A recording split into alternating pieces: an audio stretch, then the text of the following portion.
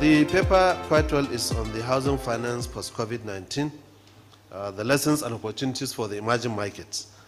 What we need to know is that the paper will capture the COVID-19 pandemic where we are currently, the global perspective and the Nigerian perspective, the responses to the COVID-19 pandemic and the impact on housing, then the lessons from the COVID-19 pandemic for emerging economies, and the conclusion, of course.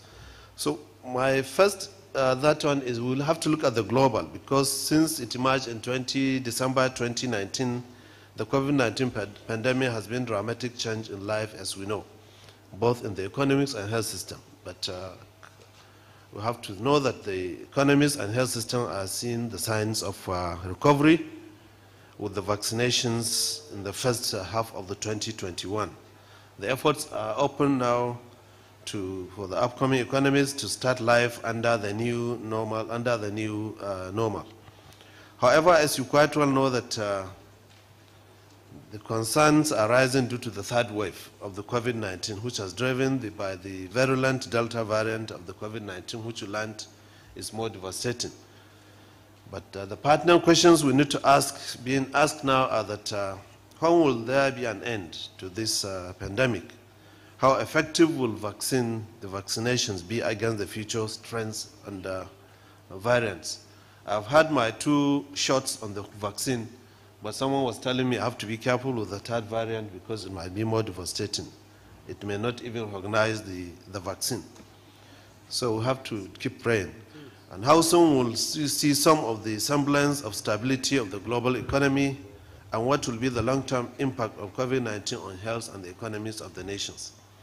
So for Nigeria, since we have looked at the global, for Nigeria, thankfully the health impact relatively mild in sub-Saharan Africa and Nigeria as a whole, both locally in Nigeria. I think we are one of the luckiest nations or the luckiest race in the world. However, the socio-economic impact has seen a devastating, particularly for Nigeria, because we suffered twin shocks. Because apart from the shocks of the COVID-19, there is a fall in the national revenues arising from the Russian-Saudi oil war, price war in the 2020. So Nigerian economy slipped back into recession, and by mid-2020, following the slight recovery from the 2016 financial crisis. However, we are very optimistic economically because the outlook for 2022, after the rebound of the last quarter of 2020, you will see some semblance. From the graph, you can see that the GDP has dived down after 2020, then it started rising. The real GDP also rose, and then that of the CPI, which is a Consumer Protection Index, and the budget balance has also been rising, with the current account, which is also rising to that level. The policy response, if you look at the responses of the COVID-19 pandemic and the impact on housing, the first one is the policy response to COVID-19. Apart from the lockdowns and restrictions in movements, government across the globe has taken fiscal monetary policies to address the economic fallout of the pandemic. In Nigeria in particular, the combination of government and Fmbn initiatives are that of the fiscal measures and then the monetary measures. For the fiscal measures, there is a revision of the budgetary targets, including the 550 billion naira COVID-19 intervention fund. All agencies and ministries were asked during the pandemic to reduce their budget downwards by almost 30%. There's also 150 billion naira support for subnational entities. There's a conditional cash transfers to 3.6 million households through social register that has taken place at that time. There's a business wage support where some small businesses were supported in order to pay their wages for their own staff who were unable to move out during the pandemic. And we also have the public works programs. For the monetary measures, there is a forbearance on the interventions, loans by reduction of interest rates from 9% to 5%. There's also reduction of monetary and policy rates. There's a proposed injection of 3.6 trillion into the banking sector to support the health with 100 billion naira, manufacturing 1.2 trillion, or 2 trillion, and the real estate of 1.5 trillion. There's a creation of 50 billion naira target facility and, of course, the currency devaluation. Another response is the actions on the housing sector, which is more particular to this, is there were quick interventions for rental and mortgage composites of the housing sector by most national governments. Particularly we in the mortgage sector, we gave our own concessions. Those who could not pay their own mortgages, concessions were given to them if there are enough reasons to know that. On the real market, we have suspended evictions were also suspended because you cannot evict somebody during the COVID-19 such you cannot go out to fend for himself.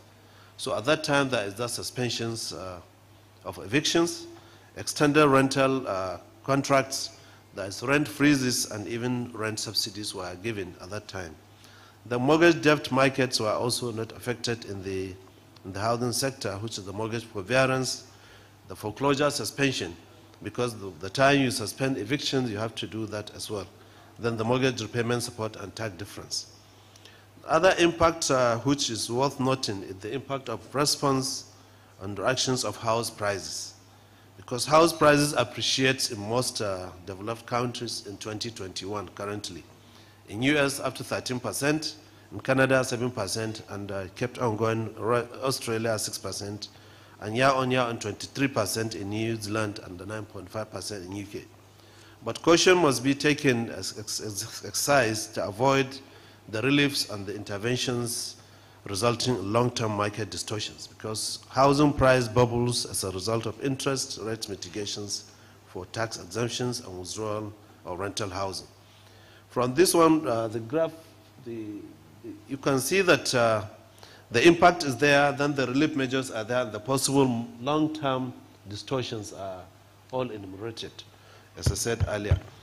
Then if you go to the real response of the impact, we need to go to the lessons learned, since we have discussed about the impact, the responses. The lessons are that affordability for demand-side housing finance will become more critical in the face of falling or outright loss of income going forward. And then there's also the housing needs are changing, the real estate landscape, and need timely response. Because homes have now turned into, they are no longer accommodation living spaces, but they are transforming into workplaces as well as work goes remotely currently during that time. The second group of users who's in the age bracket of 25 to 35 years will drive the new dynamics of housing needs, either as renters or home buyers. Because those age brackets, they have more different demands currently. Within the Nigerian market, real estate developers already are witnessing preferential of smaller or more compact and functional spaces, like studio houses and two-bedroom flats. Existing large properties are being remodeled to offer shared or temporary accommodation, especially in the upscale areas, to make rising property prices more affordable.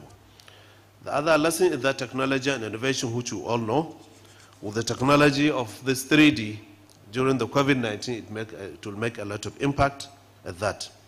For Fmbn, as we quite well know that Federal Mortgage Bank of Nigeria, we have embarked on adoption of core banking solutions and that technology. And during the economic, there was a National Economic Sustainability Program by the federal government of Nigeria at that time, which appointed the vice president to be the chairman of that. Institutions were encouraged to make an impact, especially create jobs and ensure that they reduce poverty and they reduce the impact of the COVID-19 pandemic at that time. Fmbn was not left out to the production of 5,000 housing units. We have to fund 5,000 housing units with 40 billion naira in order to reduce the effect of COVID.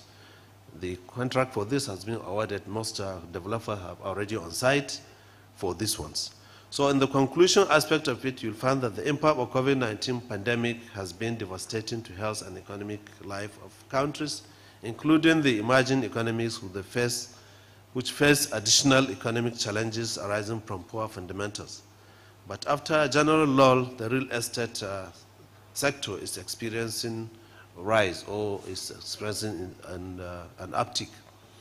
And the more preferred destination of investments, shunning the more volatile money and quality of market in most economies, as evidenced in the rising property prices. This positive trend, however, implies more pressure on achieving affordability and accessibility for the medium and low income market as macroeconomic indicators turn negative. The need for government interventions to stabilize economics and housing markets remain paramount in the near future, despite the risk of rising price bubbles.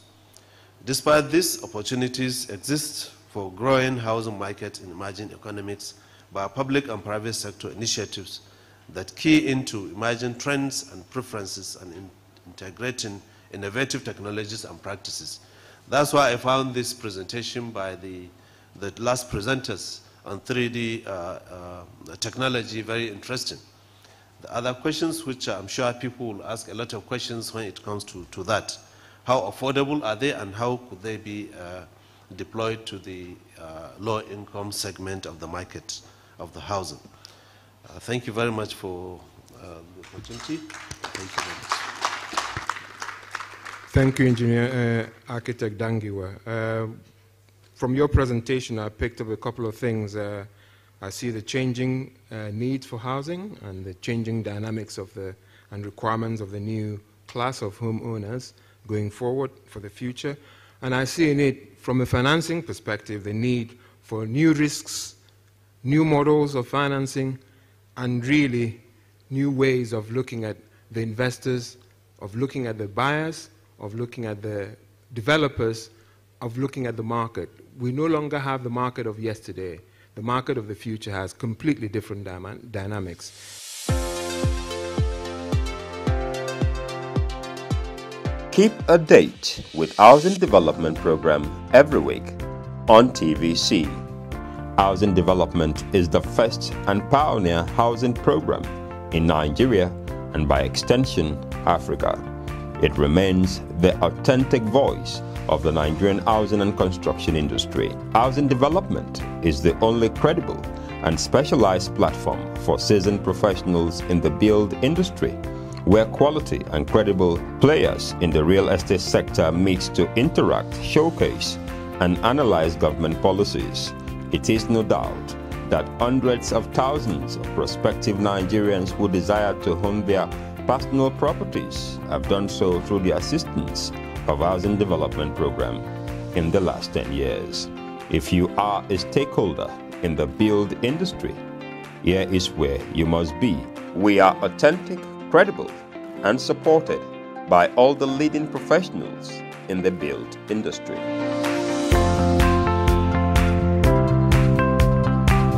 Housing Development on TVC.